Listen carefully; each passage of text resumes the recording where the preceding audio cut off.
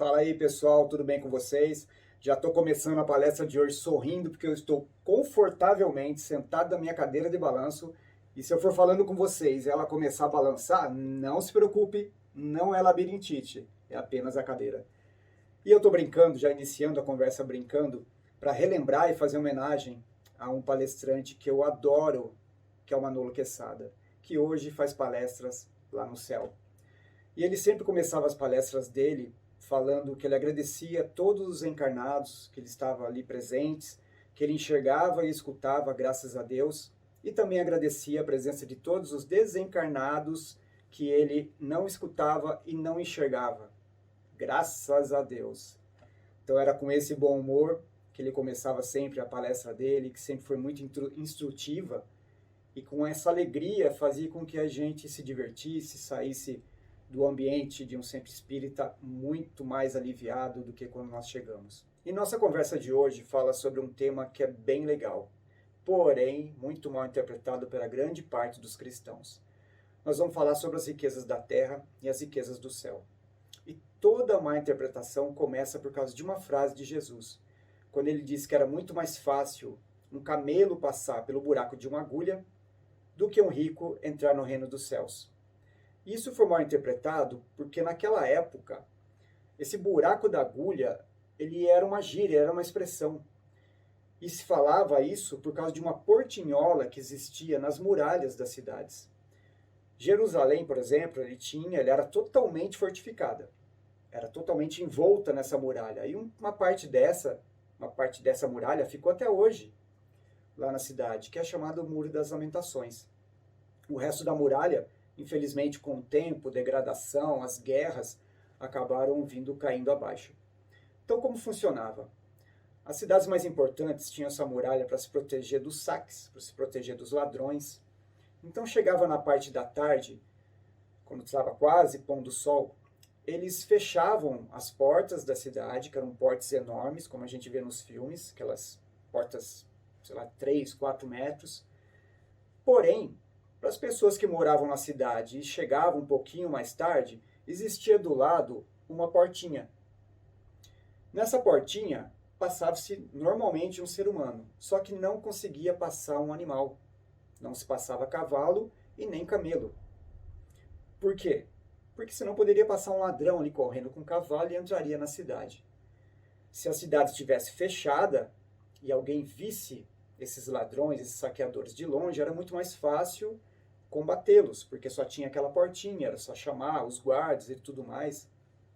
E essa portinha que é a tal buraco na agulha. Por que Jesus falou isso? Porque ao passar o camelo por aí, ele tinha que passar de joelhos, e não era fácil. O dono tinha que colocar o camelo de joelho, fazer ele passar empurrando, né, dar uma batidinha na bundinha dele, para conseguir fazer o camelo lá passar pelo buraco. E isso não era uma coisa fácil de se fazer, afinal de contas o camelo pesa bastante. A portinha, essa portinhola, eu imagino que devia ter uma altura mais ou menos assim. Era algo bem pequeno, 1 metro ou talvez menos de 1 metro. Não se passava uma pessoa sem se abaixar e não se passava nenhum animal sem que também se passasse ali, no caso dos animais, passassem ajoelhados. E aí ficou essa expressão, porque era difícil um camelo passar ali ajoelhado. Porém, é muito mais difícil um rico entrar no reino dos céus, quando ele emprega de forma equivocada a sua renda, a sua riqueza. Tem um porém aí, que ninguém muitas vezes nos explica nas igrejas, em templos, é que Jesus nasceu rico. Ah não, você está de sacanagem. Jesus nasceu rico, você tem certeza, Marco? Nasceu rico. Vocês se lembram dos 3 reis magos? Eles foram visitar Jesus quando Jesus nasceu, e o que eles levaram? Eles levaram uma essência que se chama mirra. Essa mirra é feita para fazer perfumes, e era extremamente caro naquela época. Levaram também ouro, levaram incenso, e foi justamente esse ouro que José e Maria utilizaram para conseguir se manter no Egito, porque Jesus, juntamente com seus pais, assim que ele nasceu, né, os seus pais fugiram para o Egito para que Jesus não fosse morto por Herodes. Afinal de contas, todas as profecias diziam que iria nascer naquela época um rei. Mas não era um rei do reinado como a gente entendia. Era um rei do povo, um rei de sabedoria, um rei que queria libertar a população da sua ignorância. Ignorância no sentido de ignorar as coisas, ignorar o conhecimento, ignorar o bem, ignorar qualquer coisa que fosse de aprendizado. Então Jesus nasceu rico. E aí, como é que fica? Se Jesus nasceu rico e aproveitou essa riqueza no Egito para conseguir manter a sua família, como nós podemos dizer que a riqueza é uma coisa ruim? O que é ruim é a gente usar a riqueza de uma forma equivocada. De uma forma que a gente queira sempre mais, sempre mais, sempre mais, e para isso a gente acaba prejudicando as pessoas. Ou, ao menos, a gente deixe de ajudar as pessoas. A riqueza, quando bem empregada, é uma ferramenta muito útil. Imagina, se você tem bastante dinheiro e você ajuda as pessoas, o que acontece? Deus vai olhar para você lá de cima e vai pensar, cara, esse rapaz aí, eu dei um pouquinho para ele, ele foi lá e ajudou as pessoas. Eu vou dar mais para esse cara aí. É por isso que muitas vezes a gente fala que a pessoa que é rica, cada vez fica mais rico. Quando bem empregado o dinheiro. Quando não é bem empregado, muitas vezes, aquela riqueza serve como provação. E não é tão fácil e não é tão difícil a gente encontrar, muitas vezes, essas pessoas que eram ricas acabarem ficando pobres. Porque para Deus não existe nada que ele não consiga fazer e todo mundo sabe disso. Então ele manda uma doença, ele faz com que troque o governo e aí as pessoas que tinham ações acabem caindo as ações e acaba perdendo tudo. Então não é difícil que uma pessoa que seja rica acaba perdendo tudo. E isso pode acontecer por diversos fatores que a gente muitas vezes não entende, mas não é uma coisa que é tão incomum. Na natureza, a gente consegue observar muitas coisas que são riquezas. E é disso que eu quero falar. As riquezas aqui da Terra, mas não no sentido do dinheiro, mas as riquezas que a gente pode apreciar, por exemplo, na natureza. É impressionante que nós estamos aqui para aprender a amar. E algumas pessoas ainda não aprenderam. Tem pessoas que não se importam com seus parentes, não se importam com as pessoas que estão ao lado, não se importa com os animais, mas ela ama a plantinha dela.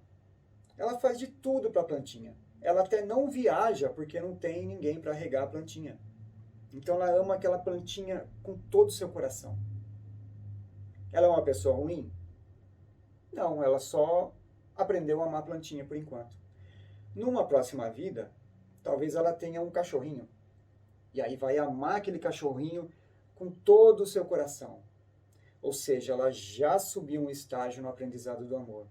Quem sabe numa terceira vida, numa terceira encarnação, essa pessoa já com o amor pelas plantas e o amor pelos animais, aprenda a amar também ao ser humano. E é assim que a gente vai evoluindo. É assim que a gente vai angariando as riquezas aqui no nosso planeta. Que afinal de contas, não foi a nossa primeira morada. Não foi assim que Jesus falou? Que na casa do nosso Pai existem várias moradas, e nós sabemos que muitos de nós viemos de outros planetas. E aqui estamos, já não fomos tão bons lá, viemos para cá e aqui estamos tentando melhorar, mas pelo visto tá difícil. Esse amor pelas plantas, pelos animais e até chegar ao ser humano são degraus que a gente vai traçando, talvez em apenas uma encarnação, só depende da gente. Existem alguns livros que dizem que a gente deve, aos pouquinhos, um passo de cada vez, evoluir, mas eu não concordo com isso. Não que eles não estejam corretos. É sim, eu acho que a gente deve dar um passinho de cada vez quando não consegue dar um passo maior. Por que não dar um passo maior? Isso é possível, só depende de nós. Não há nenhum impedimento que faça com que você não ame as pessoas, não se dedique às pessoas, não faça não só pelas plantas, mas pelos animais, mas tudo aquilo que você faria por eles, fazer também para um desconhecido. Essas riquezas que nós precisamos obter aqui na Terra, e eu estou falando de experiência de vida e conhecimento, essas são as maiores riquezas. São elas que nos dão condição de termos uma vida bem completa aqui. E por que eu falo completa? Porque a gente, quando está desencarnado, a gente tem aquela fila enorme para vir para cá. A gente briga para vir para cá. A gente implora para vir para cá. Mas talvez não faça sentido. Por que eu vou querer encarnar num planeta que a gente só sofre? Pela simples explicação. Quando nós estamos no mundo espiritual, talvez estejamos no local de sofrimento. E nesses locais, a gente vai estar em companhia de muitas pessoas que também estão sofrendo. Então, o que a gente vai aprender de novo? Se nós estamos à companhia de tantas pessoas que são parecidas com a gente, que estão passando pelas mesmas coisas, e nada ali é diferente, a gente não tem o que aprender. A mesma coisa acontece se nós estamos no mundo espiritual cercado de pessoas ruins, porque nós também somos ruins. E a maldade existe. Não se enganem. A maldade existe, e se a gente olhar o livro dos Espíritos, a palavra maldade está lá dezenas de páginas escrito. No Evangelho segundo o Espiritismo também.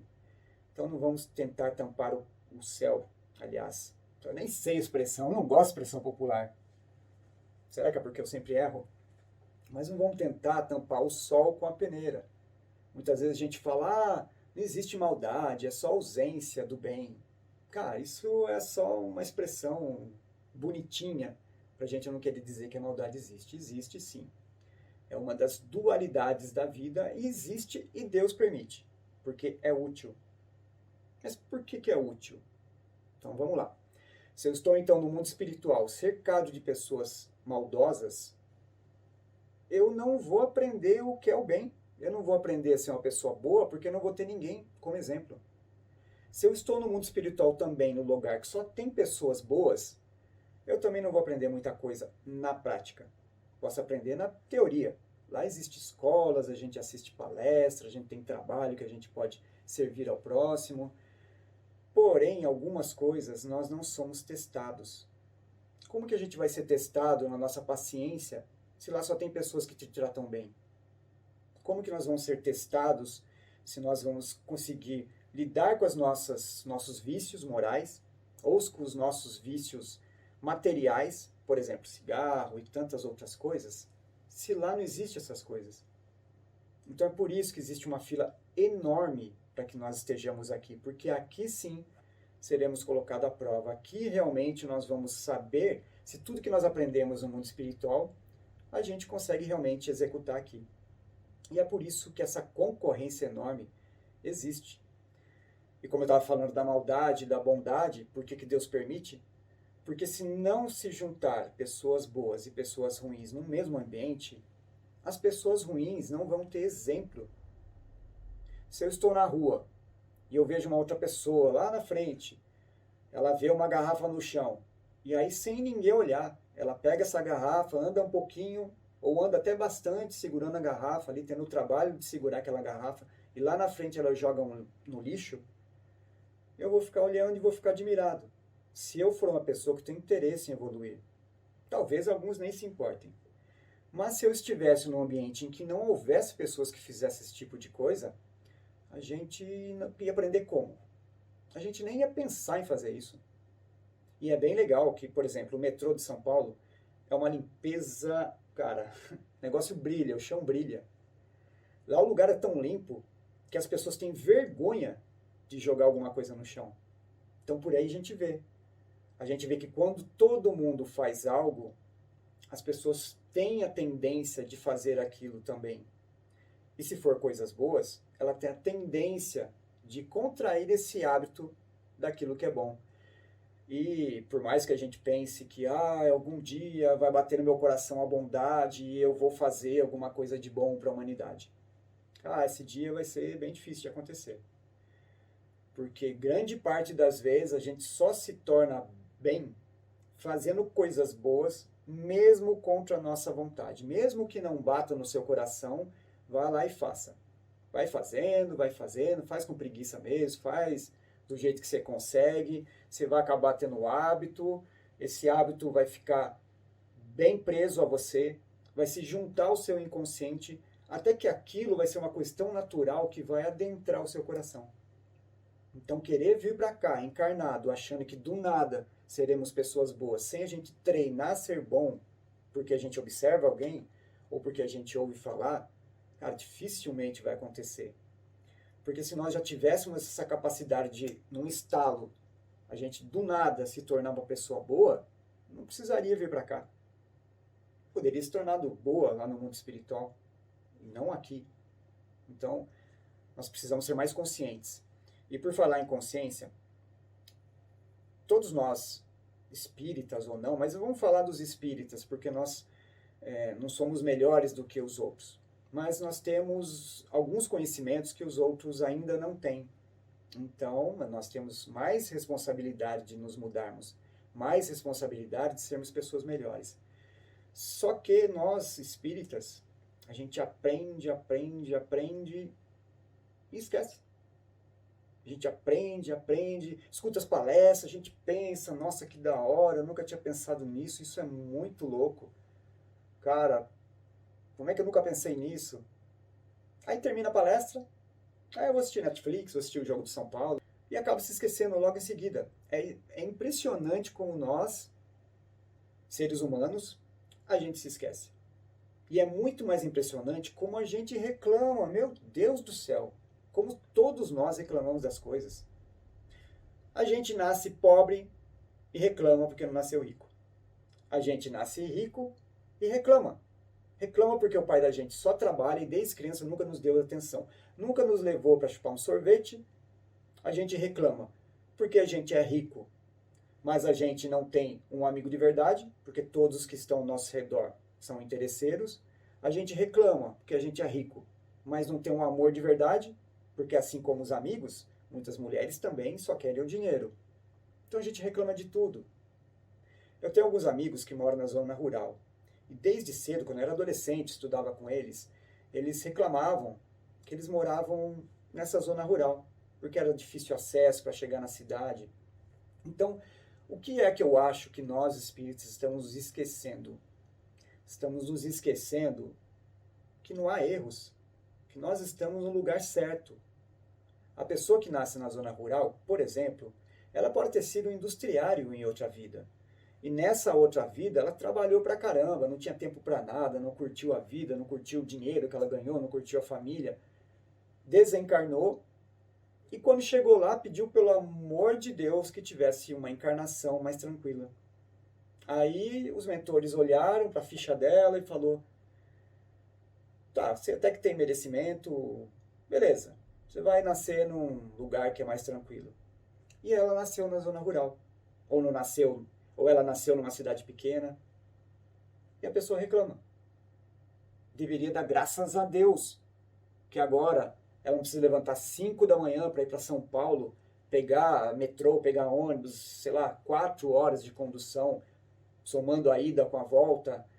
E aí você chega tarde, chega 9 horas da noite, aí você vai ter que tomar banho, vai ter que jantar, não consegue, os filhos já estão dormindo, você não consegue nem curtir a esposa, já está cansado, cai na cama, aí você fecha os olhos, quando levantou, são 5 horas da manhã. Você nem sente o sono. Você nem dá aquela acordadinha no meio da noite só para você pensar: nossa, ainda tenho 3 horas para dormir. Mas a gente reclama. A gente reclama de tudo. A gente pensa que as coisas estão no lugar errado. Vocês sabem o que é felicidade? A felicidade é quando tudo aquilo que a gente deseja acontece do jeito que a gente quer. E a infelicidade é quando tudo aquilo que a gente não deseja acontece. Porém, muitas das coisas que nos acontecem, que nós não queremos, acontece porque nós precisamos. Ou acontece porque lá, no mundo espiritual, antes de estarmos aqui, nós pedimos para que acontecesse. Como, por exemplo, nascer num lugar mais tranquilo. Mas, lógico, nós não nos lembramos disso. Mas, como bons espíritas, nós poderíamos, pelo menos, imaginar, poderíamos, pelo menos, ter esse entendimento E saber, né, como a gente aprende que as coisas estão tudo no lugar certo. Infelizmente, a gente não faz isso. Nós precisamos ter mais consciência de tudo isso que nos acontece. Nós precisamos entender que algumas doenças são por nossa má alimentação, ou são pelos nossos hábitos sentimentais ou emocionais, os nossos vícios materiais, mas a gente acha que é castigo de Deus, a gente acha que aconteceu porque aconteceu do nada. Nós espíritas não podemos mais pensar assim. Não mais. Não nessa época, em que nós temos tantas informações. No começo do espiritismo a gente tinha a codificação, que já é muito completa. Depois vieram vários livros de André Luiz. E hoje a gente encontra uma gama de livros que fala sobre tudo. A gente encontra na internet palestras, encontra de tudo. Não tem mais como a gente ter dúvida se a gente procurar. Precisamos nos conscientizar disso. Existe uma coisa que eu costumo sempre falar, que nós precisamos nos iterar melhor disso, que é a respeito do dízimo. Nós aprendemos, desde de criança, em algumas religiões, a nós pagarmos o dízimo. E eu gostaria muito que todos vocês dessem realmente o dízimo. Mas não o dízimo do dinheiro. Esse não precisa. Gostaria que todos nós dessemos o dízimo, apenas 10% do nosso tempo, para a gente fazer alguma coisa útil. Ou para a gente estudar, ou para a gente se dedicar ao próximo, ou para a gente se dedicar aos nossos próprios parentes, que às vezes estão na nossa casa, às vezes são nossos filhos, às vezes são nossos pais que já são idosos, e a gente não para um mínimo de tempo para conversar, ou pelo menos não para um mínimo de tempo só para escutar o que eles têm para falar. Porque os idosos muitas vezes são muito, mas extremamente solitários. E não é porque eles não têm companhia física, é porque eles não são do nosso tempo. Eles já não falam a mesma língua, a gente está num tempo que a gente fala sobre Facebook, fala sobre internet, a gente fala sobre aplicativo, fala sobre um computador novo, processador tal, celular de uma marca, e a maior parte deles mal conseguem ligar hoje em dia uma televisão. Se nós dedicarmos apenas 10% do nosso tempo para fazer algo de útil para a nossa encarnação, nós sairíamos vencedores. Com certeza. Tá bom. 10% talvez seja muito nessa nossa vida corrida. Porque 10% de um dia são 2 horas e 40. Então, vamos lá. Vamos dedicar 5% do nosso tempo. 5%? Então, dá 1 hora e 20. Então, 1 hora e 20 estudando, nossa, é muito cansativo. 1 hora e 20 dando atenção para alguém, nossa, é muito cansativo. Vamos dedicar 2,5% do nosso dia, então, que são 40 minutos. Será que a gente não pode dedicar 2,5% do nosso dia para a gente ajudar alguém? Para a gente ajudar qualquer pessoa. Não precisa ser nossos parentes. Podemos ajudar, inclusive, aqui nesse canal. Parece até um merchan, né? Mas podemos ajudar compartilhando esse vídeo com as pessoas que a gente gosta, ou mesmo com os amigos. Vamos compartilhar com aqueles que não são espíritas. Só de raiva. A gente dá um like no nosso vídeo. A gente se inscreve no canal. E como que a gente consegue ajudar? Porque o YouTube, quando ele vê que muitas pessoas se interessam por um assunto, dá bastante like, faz bastante comentário, compartilha, ele pensa assim, não, YouTube não pensa porque ele não é gente. Mas a programação que foi feita ali no software, ele age da seguinte forma, bom, se muita gente está clicando, se muita gente está compartilhando, se muita gente assiste o vídeo até o final, e se muita gente está se inscrevendo, é porque aquele assunto deve ser útil. Então vamos esparramar para mais gente. Então só o fato de nós fazermos isso nesse canal já é uma ajuda. Então pensem nisso, pensem no dízimo que a Bíblia fala, mas pense só no nosso tempo. A gente já pode, com um pouco tempo do nosso dia, fazer algo que vai engrandecer a nossa própria encarnação. E eu deixei para o final algo que eu acho muito especial que aconteceu na minha vida. Há 2 dias atrás, na verdade é 1 dia atrás para mim, porque eu estou gravando essa palestra 1 dia antes de ser exibida. Então, há um dia atrás, faleceu um dos meus tios. E eu vou contar brevemente a história dele. Ele era um militar. E ele morreu com 90 anos, se eu não me engano. Então, imagina, quando ele foi militar, eu não sei, ele deve ter pegado aquela triste parte da nossa história aqui do Brasil. Então, ele foi treinado a ser uma pessoa rígida, a ser uma pessoa firme. Não é porque ele queria, ele foi treinado a ser assim. Assim como eu incentivo nós mesmos a nos treinar a ter hábitos bons, hábito de leitura, hábito de ajudar as pessoas, ele foi treinado a ser daquela forma. Porém, com o tempo, o coraçãozinho dele foi amolecendo. Então ele deixou de ser tão rígido, depois ele se aposentou, e depois de aposentado, o que foi que ele aprontou? Ele foi ajudar o próximo. Algo que eu acho que ninguém esperava da família, porque meio, não combinava, assim, né? A gente não imaginava que ele tinha esse tipo de ideia, de fazer esse tipo de coisa depois que se aposentasse. Ele foi ajudar um lar de idosos. E ele se tornou ali a pessoa que mantinha esse lar, mantinha na organização.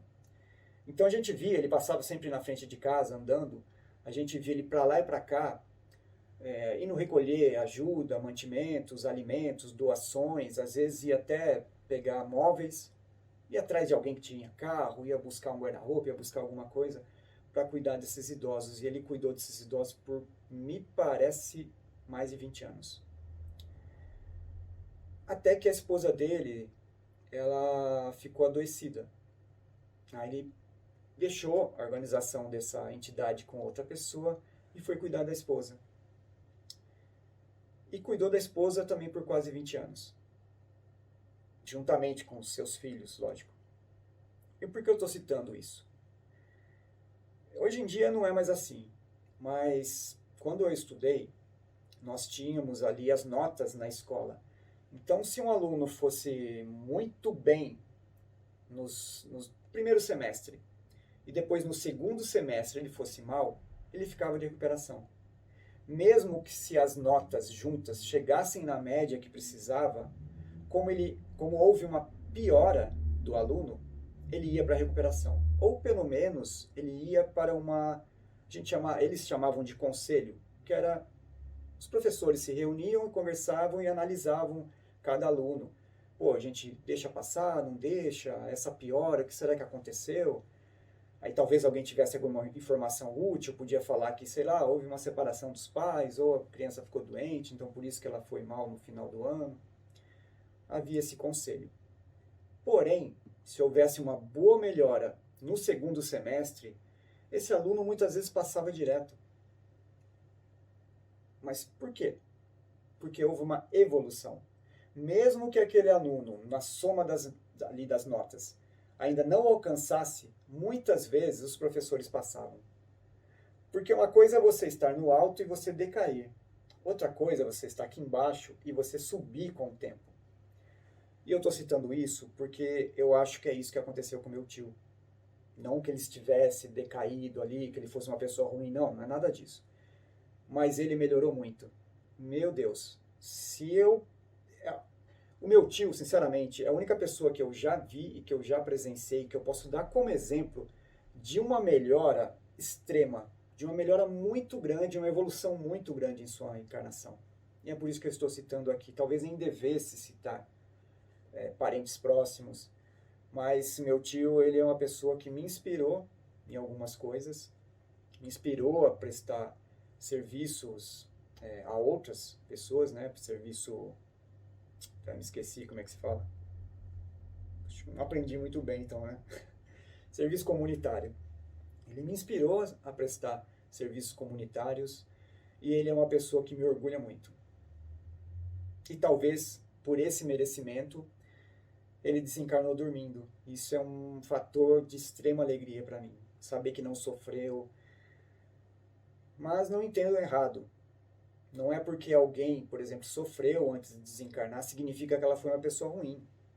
Às vezes ela sofreu porque ela estava doente e às vezes porque tinha um hábito alimentar ruim. A pessoa pode ser uma boa pessoa, pode ser uma pessoa de bom coração e até ajudar o próximo. Mas se ela, por algum motivo, ela acaba prejudicando muito o seu corpo, infelizmente, chega uma hora que a doença aparece. Inclusive, é uma misericórdia divina. Porque quando você está com o corpo físico doente, você fica ali um tempo sofrendo com isso, o que acontece? Você acaba tirando do seu corpo espiritual a doença, joga para o seu corpo físico, e aí você desencarna. O que vai acontecer? O seu corpo físico está todo estragado, porém o seu corpo espiritual está renovado, ou está com menos problemas. E é por isso que existe a doença. É para você aliviar o seu corpo espiritual, você ir limpando, desintoxicando o seu corpo espiritual, jogando no corpo físico, porque a gente sabe que alguma hora a gente descarta. Essa é a função da doença. Serve como um alerta, mas serve também como uma limpeza, uma desintoxicação. E é isso, pessoal. Só falei das riquezas aqui materiais, né? E deixei das riquezas do céu por último. Simplesmente porque as riquezas do céu são as riquezas que a gente conquistar aqui na Terra. Tudo que a gente aprender, tudo que a gente experienciar, tudo que a gente fizer de bom, será uma riqueza. Não adianta nada a gente chegar lá no céu, né? Como alguns falam, não adianta nada a gente chegar no mundo espiritual sem ter aprendido nada, sem ter ajudado ninguém, sem ter aprendido uma coisa nova, chegar lá e falar para os mentores, agora eu desencarnei e eu quero ajudar. Aí ele vai pegar sua ficha e vai falar assim, tá, mas você vai ajudar no quê? Você não aprendeu a fazer nada. Então até nisso a gente passa vergonha. Então tudo que a gente aprende aqui de bom, de conhecimento, não é perdido. As riquezas daqui serão as riquezas no mundo espiritual. E é por esse motivo que eu quase não falei das riquezas do mundo espiritual. Porque, na verdade, elas são a mesma coisa. Toda experiência e todo o conhecimento que a gente aprende lá, antes de vir para cá, a gente traz para cá. A gente traz meio esquecido. A gente traz e a gente evidencia isso através dos nossos dons. A gente pensa, eu ganhei os dons de Deus. Não. Você estudou, se especializou naquilo antes de nascer, e aí você nasceu, e aí surge em determinado momento da sua vida aquela lembrança ou aquela vontade de fazer aquilo que você estudou para fazer, ou que você treinou para vir fazer aquilo. Chega por hoje, pessoal. Chega, né? Vocês estão cansados. Eu nem sei quantos minutos já foi de vídeo, mas ficar me escutando deve ser um sacrifício. Vocês vão todos para o céu. Bom, para finalizar, vamos fazer as nossas vibrações, as nossas orações. E aqueles que têm mais facilidade fechando os olhos, vamos pensar em todos aqueles que estão nesse momento nos hospitais, não só devido ao Covid, mas também as outras demais doenças que a gente acha que não existem mais. A gente só fala no Covid, esquece dos outros doentes. Então vamos lembrar dos hospitais e emanar bastante energia para esses locais, que as nossas energias possam adentrar a todos os recintos, a todos os cômodos, chegar até esses pacientes e, quem sabe, renovar as suas energias ou até amenizar um pouquinho da sua dor física ou da sua dor emocional. Que essas mesmas energias possam chegar à mente dos médicos, dos enfermeiros, que provavelmente estão muito atarefados, que essas mesmas energias possam ir aos asilos, possam ir às creches, possam caminhar pelas ruas e alcançar aqueles que estão vivendo abandonados, idosos, crianças, aqueles que passam fome, passam frio, que passam calor excessivo, porque não estamos pensando apenas no Brasil, mas em todos os países. Existem países que é muito quente. Que essas energias cheguem às casas de todos nós, principalmente nesse momento que estamos vivendo nesse planeta, e que traga alívio, que traga esperança, que traga algum tipo de amenização dos nossos pensamentos de medo, de desespero, que essas energias possam nos alcançar e nos trazer paz, nos trazer um pouco de tranquilidade e principalmente um pouco de entendimento, nos lembrando que Deus está no comando de tudo, que Ele não está nos castigando e que o nosso planeta nesse momento está precisando passar por esse choque, por esse tapinha no nosso bumbum, para que a gente caminhe um pouquinho mais para o bem, caminhe um pouco mais, aprender a amar a próximo, assim como os animais e as plantas também. Nós precisamos dessa chacoalhada no nosso íntimo, para que a gente comece a não deixar de lado as coisas importantes para a nossa vida, que é para isso que nós viemos para cá. Então podemos abrir os nossos olhos e eu me despeço a todos, que todos... Essa palestra geralmente é exibida à noite, então que todos tenham uma ótima noite, um bom descanso, né?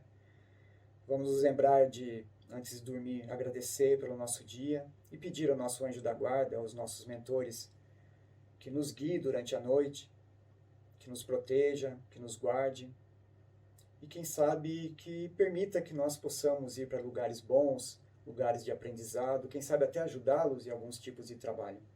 Que possamos ser útil não só quando estamos acordados, mas também quando estamos dormindo. E é isso aí, pessoal. Uma gratidão pela atenção de vocês e fiquem todos com Deus. Beijo.